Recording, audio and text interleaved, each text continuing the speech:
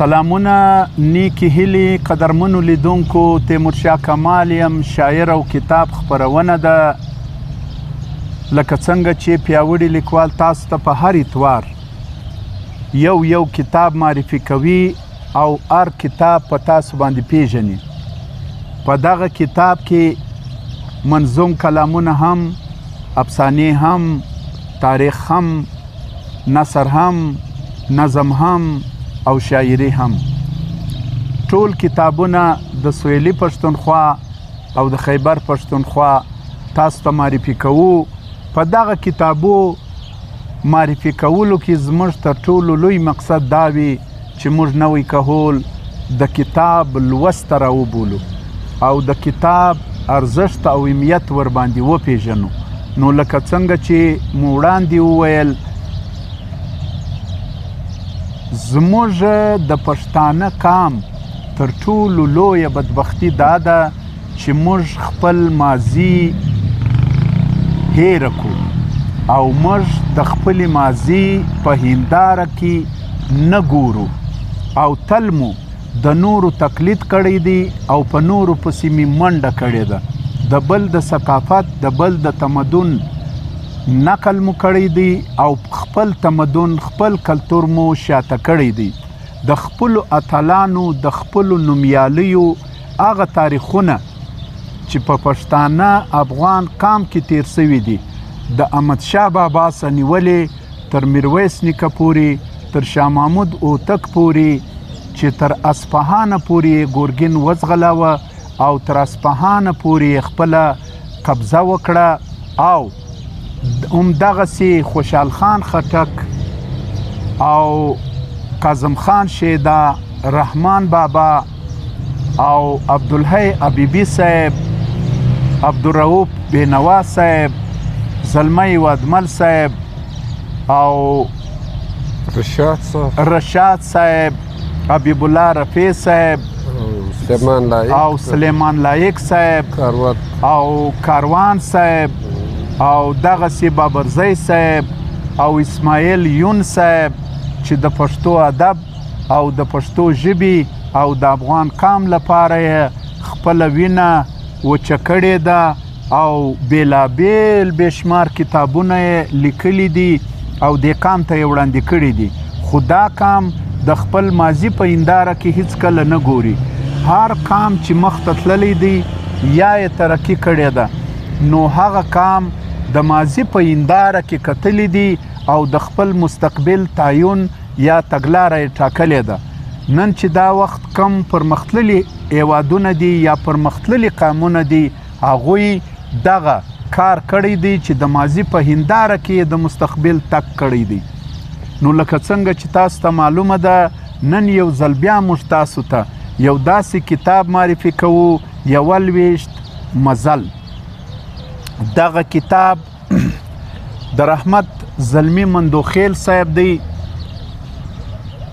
چې دی شاعر دی لیکوال زموږ د تاریخ هغه خوندور حکایتونه هغه خوندورې کیسې نقلونه په خپل منظوم شاعري کې رااړولي دي او موږ او تاسو ته د ننني او جدید دور په رڼا کې معرفي کړي دي نو لکه څنګه چې تاسو ته معلومه ده د دغه کتاب نوم دی 21 مزل او د په دې کتاب کې منظوم داستانونه را یوځای سوي دي رحمت زلمی صاحب داسې یو نوی کار کړی دی چې په پښتو شاعري کې بل نظیر نه لیدل کیږي ښه مثالونه دي او ډیر لوی احسان یې پر پښتو ادب او پر نوي نسل باندې کړی دی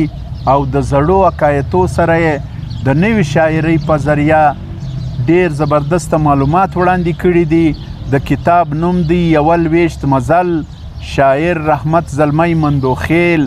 خپرونکی ویش لیکوال ادبي ټولنه ژوب کمپوز تصحیح بارکوال میخیل چاپچاری لمر خپروندوی ټولنه کوټه چاپکال 1401 لمریز کال او 2012 عیسوي کال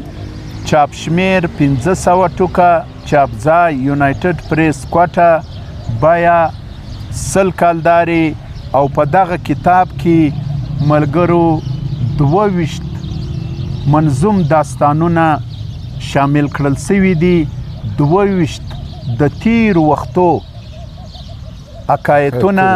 او کیسې په خپله شاعري کې ده را نقل کړي دي او نظمي شکل یې د شعر شکل یې ورکړی دی او په ډېر خوندور انداز یې تر اورېدونکو او تر لیدونکو پورې رسولی دي د دغه کتاب د ترلاسه کولو درکونه دي عزیز کتاب پلورنځی تحصیل روډ میاخیل گلی ژوب او صحاب کتاب پلورنځی اسکزی مارکیټ کاسی روډ کوټه دانش کتاب پلورنځی کیسهخوانی بازار پېښور پر دغه کتاب باندې ملګرو ډېر ستر لیکوال ستر شاعر دا مزل تر سباونه عبدالغفور لیوال صاحب پر دې کتاب باندې سریزه لیکلې ده او دغه کتاب د رحمت زلمی صاحب چې تاسو لاسته راوړئ د غفور لیوال صاحب علمي سریزه به هم ولولئ او 21 مزل د بارکوال میاخیل لیک هم په دې کتاب کې شامل دی د اغزیو په ایثار کې د رحمت زلمی مندوخیل صاحب لیک هم په دې کتاب کې شامل دی او کم منظوم داستانونه چې د په دې کتاب کې ځای کړي دي د هغوی نومونه یا عنوانونه داسې دي هنداره خدای وهلی ویره ناکامه مینه چې انسان کله انسان سي مځکه افغانان دوه ماشومان سپېڅلی ځوان ځواني مرګ مسافر شیخ او امی خوب د فقیر باچایي ځان وژنه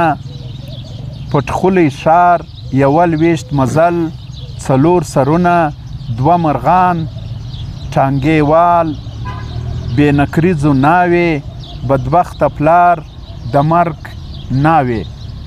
دغه داستانونه په دې کتاب کې شامل کړل سوي دي زه به لومړی تاسو ته د رحمت زلمی صاحب لومړی داستان وړاندې کمه چې تاسو ورسره بلد سئ او بیا به ورباندې پروفیسر فیض شهزاد صاحب خپله وینا وکړي د دا منظوم شعر عنوان دی خدای وهلی په کوفه کې د سرونو بازار تود و په کوفه کې د سرونو بازار تود و او بهان د شاوخوا د وینو رود و علاقو کړې پر سرونو باندې لوبي په سرونو باندې لوبي او روانې وې په وینو باندې لوبي او په دار باندې راځوړن هر منصور و قتل عام ټول بغداد په وینو سور و او خو هغه وخت ملایان په دې لګیا وو بازار ګرم دې یوه فتوا وو چا ویل کارغه مردار چا ویل حلال دی ولس پوه نه و چې دا د دشمن چال دی او دوی ولاس ګریوان په دغه فتوا باندې علاقو بغداد نیولی مخ په وړاندې او د کوفې تاریخ بلا غوندې تاریخ دی پکې جوړ د کربلا غوندې تاریخ دی یوه ورځ سو را روان د کوفې خلک د تک تور پټکي د سپینې جامې خلک چې راورسېدو کله تر امامه پس دروغ جوړ کړل پوښتنې او سلامه ورته ویلې چې ځلېدلی لکه لمر یې ته د دین په مسایلو ښه خبر یې تر تا راغلو ته و موږ ته مقدم یې موږ یو ستا په مسلک ته امام اعظم یې ځکه موږ کوو له تا څخه پوښتنه او کوو دې هم بیخي زیاته مننه چې د ماشي خون روا که ناروا دی او ځواب مو ژر په کار د دې فتوا دی دلته موږ ځکه راغلي یو دوې ډلې او په فکر باندې دواړه یو بدلي د تکتور پټکي د سپینې جامې خلک مو راغلي ملایان د کوفې خلک و له هر یوه سره ټاپه د کوپر پر هر چا به لګېدل ټاپه د کوپر چې امام صاحب هغه واورېدل پریشان سو پریشانی څخه یې نم دواړه چشمان سو ویل راکړئ دا ځواب د کوفې خلکو او د تکتور پټکي د سپینې جامې خلکو چې حسین سره له 2 غازیانو چې په وړاندې مو شهید سو ظالمانو د فرات د سیند پر غاړه مړه له تندي چې ګل ګل بچي سو واړه مړه له تندي د حسین سر چې د آس په لکۍ باندې وتړلی نندارې مو کړې په وړاندې چا چې خون و د حسین روا ګڼلی چې یې زوی و د مور غېږه کې وژلی تماشبین هغه راغلی دي تپوس کړي ظالمان او خدای وهلی دي تپوس کړي چې د ماشي خون روا که ناروا دی خدای صد افسوس پر حال د داسې چا دی ډېر الله دا ګوره نه تیمورشاه کمال صاحب چې په کوم انداز د رحمت زلمي مندوخیل منظوم داستان چې په کوم انداز وړاندې کوي دا یو داسې انتخاب یې کړی دی رحمت زلمي و دا کوشش ده د دنیا ادب د مصنویانو ډک دی بالکل او مصنوي هغه نظم دی چې داستان یو شاعر چې کوم دی نثري داستان ته شعري ژبه ورکړي دنیا ادب اوس کله مصنوي مولانا روم د داستانو زه د رحمت زلمي مندوخیل و دا کوشش ده آفرین هم وایم او داد هم ورکوم او بیا یې هر حکایت هر واقعه هر داستان په داسې منظوم انداز کې پیش کړی دی نه چې هغه داستان هوبهو ستا او مخ ته هغه رنګ یو حقیقي آینه تا ته وړاندې کوي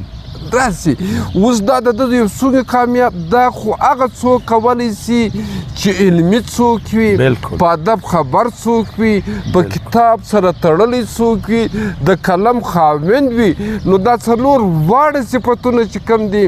دا زه په رحمت زلمي کې وینم او بیا چې ژوب دی کمال صاحب بالکل ما تا ته را معلومه څه وار چاته معلومه ده چې دا سیاسي فکري علمي ادبي یو مرکز دی دغه ژوب داسې خلکه که سیاسي دي که علمي دي که ادبي دي پښتنو ته پښتنو ټولنې ته ورکړی دی او پښتو ادب ته ورکړی دی چې ادب ناز پر کوي سیاست ناز پر کوي علمي ډګر علمي میدان ناز پر کوي نو ته وویلې چې مطلب دا ژوب یو ډېر علمي یو ډېر ادبي ځای دی او ادبي خلک دا رحمت زلمی چې دی په دغه الکو کې ناست څوک دی او زه آفرین په دې ورته وایم چې دا داسې صنفي ادب راژوندی کړي نه چې په پښتو ادب کې خال خال وي غفور لیوال صاحب اعتراف کړی دی چې وایي ما دا داستانونه ولوستل ما ورباندې څو ځله وژړل زه په دې وایم زه د خپله خبره په دې داسې کمزوری کوم چې د ده سند چې کوم دی غفور لیوال دی غفور لیوال د کومې پایې دی د کوم مقام دی تیمورشاه کمال صاحب ما تا ته وویلې چې دا ذوب د یو داسې ژوندیو خلکو ځای دی چې سیاسي ادبي فکري نظریاتي علمي په دغه حلقه کې د رحمت زلمی چې کوم دی نه داسې خوندور انتخاب یې کړی دی چې ما در ټول په دنیا ادب کې د دې نظیر خو شته د منظومو داستانو چې موږ مصنوي ورته وایو د مصنوي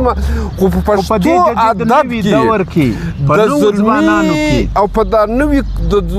قهول کې دغه طراز نوی کوشش او نوی هڅه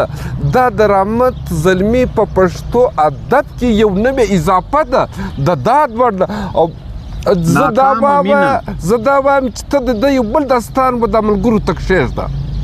قدرمنو لیدونکو د رحمت زلمي صاحب دویم داستان دی ناکامه مینه. هغه پیغله چې له حد یې نن مسکن دی، هغه پیغله چې له حد یې نن مسکن دی. لیدونکو له تاسو څخه یو اپیل کوو چې دا داستان په ډیر غور اورئ او د دې و آخري نتیجې ته په ژور فکر باندې سوچ کوئ. هغه پیغله چې له حد یې نن مسکن دی، د ناکامه عشق داستان یې ډیر غمجن دی. دغه پیغله هغه وخت چې و ماشومه حیاناکه وه، حیاناکه وه د ګل په څیر معصومه، د کوڅې امزو لونجونو او القان هم چې په لاس کې به د ټولو و قرآن هم. هغه وخت چې دا ماشومه و نادانه، سپاره به یې په لاس کې و روانه، د دین زده کړې هم وکړې تر اخره، د قرآن او د حدیث وله ماهره، مدرسې څخه چې کله سوه فارغه، مور او پلار عالمه لور هم و بالغه. نو هغه وخت یې پلار وویل چې ګلي له تا جار سم پر ما ګرانې نازولي، ته خبره یې چې موږ دا فیصله کړو، ستا کوزده هم ستا د تره له زوی سره کړو. هغه لور چې وه عالمه باخبره، هغه لور چې د قرآن هم و ماهره، ورته ویې ویل چې واوره بابا جانه، ما زده کړې له حدیث او له قرآنه چې د زوی او لور واده دي په خوښي وي، دا شادي دي په رضا د خپل زړګي وي. بابا جانه دا واده د ژوند شادي ده، زما واده دی ځکه زما پکې مرضي ده. قرآن او حدیث هم دغه وایي. د تره زوی سره هیڅ کله کوزده نه کړم، زما په زړه کې یو جانان دی زه هغه کړم، او ما ته دغه حق راکړی لوی څښتن دی، زما ژوند هم امانت د خپل مین دی. او د پلار چې یې تر غوږ دغه کیسه سوه، حق ترخه ځکه خوله د ترخه سوه. هغه دم پلار د توپک پر خوا کړه منډه، لور غریبي یې د مور تر شا کړه منډه. تور توپک چې بابا جان ورته راواخیست، له تاخچې یې لور قرآن ورته راواخیست. منظومه څومره دردناک غمجن، او په زور زور یې ژړل چې بابا جانه، وسیله مې کړه قبوله له قرآنه. خو د پلار سترګې خوني، زړه یې ډبره، نه یې اورېده د خپلې لور خبره. هغه لور چې یې په لاس زړه کې قرآن و، نن یې رنګ قرآن په وینو د خپل ځان و. هغه لور چې یوه پاکه فرشته وه، نن هغه سپینه په وینو تکه سره وه. پاکه لور یې په مرمیو نن غلبیل کړه، په مرګي یې له جانانه څخه بیل. کمان صاحب زه و ته څه یقینا داسې سړی ویل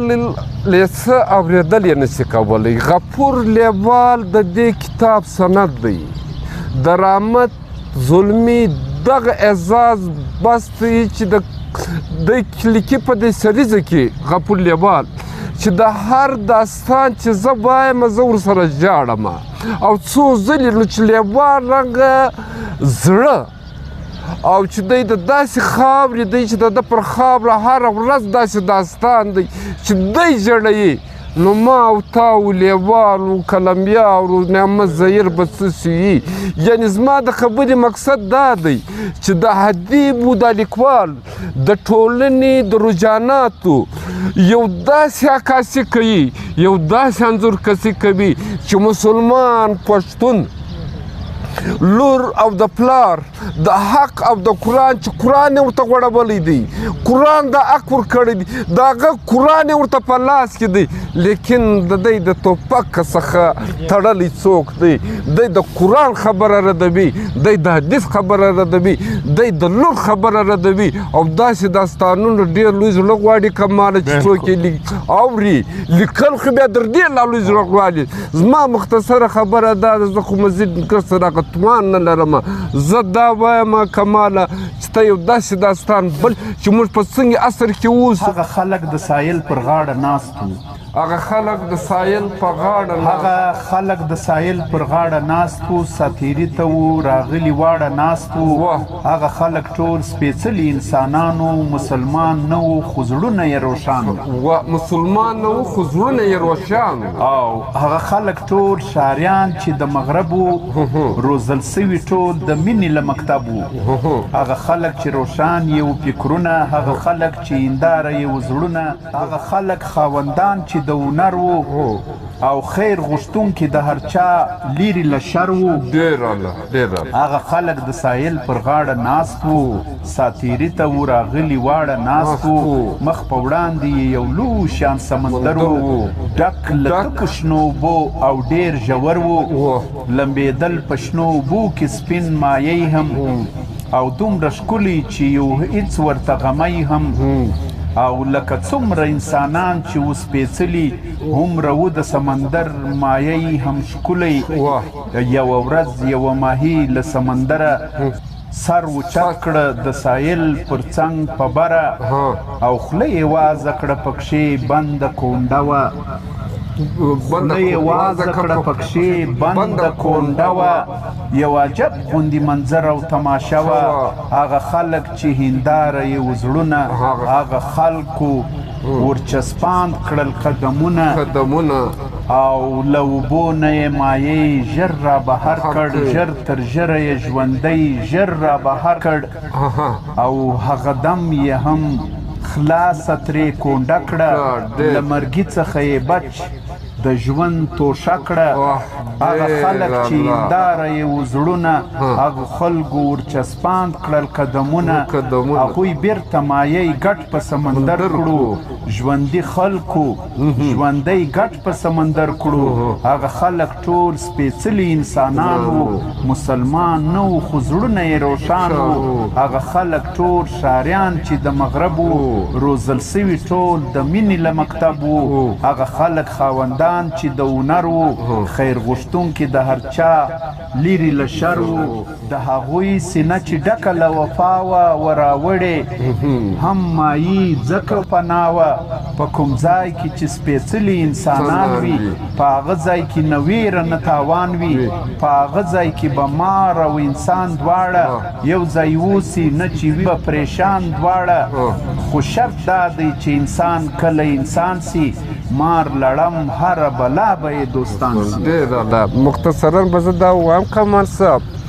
د ده ټوله داستانونه چې کوم دي نه د انسانانو د رویو سره تړلي دي د جذبو سره تړلي دي د تاریخ سره تړلي دي بلکې د بشري د بشر لفظ څومره خوږ دی بشر یعنی انسان د کائنات سرتاج دی دا د الله جل شانه اشرف المخلوقات دی دا د الله جل شانه خاص تخلیق دی لقد خلقنا الانسان فی حسن تقویم دغه رحمت ظلمی مندوخیل صاحب چې کوم دی نه د ده انتخاب ته د ده داستانو ته د ده د منظوم انداز ته و دې د شعر ژبه ورکول دا یو دومره خوندوره ده کمال جان چې زه هر څو پر وږایږم زما په خیال دغه لږ ده دی د ډېر داد وړ دی دی د ډېر تعریف وړ دی دته دې دادونه وي دته دې احترامات وي چې په دې چې د ده و انتخاب ته د ده و کمال ته د کمال و جمال ته زه اریان یم او زه د هر مین سره اوس دلته د داستانونو خو تا وویلې په دې کې یو څو نمونه داسې وو زموږ خو به یو تعارف کوو موږ یې جاج نه اخلو موږ ډېره خبره نه پر کوو په دې کې د انداره چې کوم داستان دی افغانان چې کوم داستان دی سپېڅلی ځوان چې کوم داستان دی نو زما د دا ټولو خبرو مقصد دا دی چې ما او تا او طاهر لیوار و قلمیار و نعمت زیدي که ما یو تعارف پر وکړي زه خبره په خپله مختصره په دې ما در ختم کړله چې زما اورېدونکو ته دا خواست دی چې دا کتاب ترلاسه کړي د دې یو داستان ووایي تاسو ته به د ادیب و د شاعر و د ادب اهمیت بیان سي تر څو اهمیت نه در بیان سوی نو دا شاعران چې کوم دي هغه خو د قام سترګې دي د ټولنې د جذباتو د رجحاناتو عکاسي درته کوي قدرمنو لیدونکو یوه لویشت مزل دغه کتاب لکه څنګه چې موږ وړاندې تاسو ته معرفي کوي رحمت زلمی مندوخیل د ژوب اوسېدونکی دی ډېر خوندور داستانونه پکښې دي حقیقت سره ډېر نږدې حقایتونه یې راژباړلي دي او دې ته یې شعري قالب ورکړی دی او په شعري ژبه یې و موږ ته بیان کړي دي او هر کالم یې ژړونکی دی هر کالم یې د انسان په زړه کې یو درد پیدا کوي او د انسان اوښکې بې اختیاره را څڅوي نو له تاسو څخه هم موږ دا هیله کوو چې یوه لویشت مزل دغه کتاب تاسو ضرور ولولئ ترلاسه یې کړئ موږ یې تاسو ته درکونه وښول نو څه وخت چې تاسو دا کتاب په خپله ولولئ بیا به ورباندې نور خوندونه واخلئ نو تر بل اتواره پورې زه تیمورشاه کمال او د ما سره زما ملګری پروفیسر فیض شهزاد صاحب نعمت ظهیر صاحب عبدالمالک قلمیار صاحب طاهر لیوال صاحب پر ستړي پښتون له تاسو اجازه غواړو تر بل اتواره مو پر الله سپارم زموږ ویډیوګانې وړاندې را سره شیروئ ملګرو زموږ ادبي محفلونه او ادبي خپرونې د کتاب تعارفي خپرونې به تاسو ته وخت په وخت باندې موږ وړاندې کوو تاسو یې را سره بدرګه کوئ موږ به ستاسو کور ودانۍ وایو ولې چې دا پښتو ژبې ته خدمت دی او په دا خدمت کې تاسو هم د موږ سره برخوال یاست ستاسو یو جهان مننه کوو کور ودانۍ درته وایو او په اخر کې یو ځل بیا هغه لیکوالو او شاعرانو ته بلنه ورکوو چا چې کتاب چاپ کړی وي په المارۍ او په پیټۍ کې یې مه پټوئ وروڼو دا کتاب پیاوړي لیکوال ته حواله کوي چې موږ یې خلکو ته معرفي کړو او په خلکو یې وپېژنو زموږ درک ډېر اسانه دی کمال ګیس کمپنۍ پښین او پر شته باندې چې کومه نمره تاسو وینئ پر دغه نمره د طاهر لیوال سره تماس نیولی سئ موږ ته خپل کتاب ډېر په اسانه رالیږلی سئ موږ به یې د دا خپرونې د لارې تاسو ته وړاندې کوو تر بل اتواره مو پر الله سپارم ژوندي اوسئ الله مو حفاظت وکړه یو جهان مننه